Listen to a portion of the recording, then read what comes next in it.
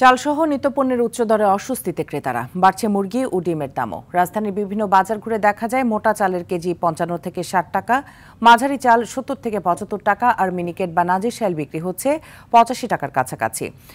এক ডজন ডিমের দাম ১৪৫ থেকে ১৫০ টাকা, ব্রয়লার মুরগি ১৬৫ থেকে ১৮৫ টাকা, পেঁয়াজ ৮০ থেকে ৮৫ টাকা কেজি, রসুন ১৫০ থেকে ২০০ টাকার উপরে। সবজির দামও বেশ চড়া। কাঁচামরিচ ১২০ থেকে ১৫০ টাকা কেজি, টমেটোর কেজি ১০০ টাকা। ক্রেতাদের অভিযোগ, মাসের শুরুতে বেতন হাতে পেলেই অর্ধেক খরচ বাজারে শেষ হয়ে যায়। দাম সহনীয় রাখতে সরকারের কড়া নজরদারির দাবি তাদের।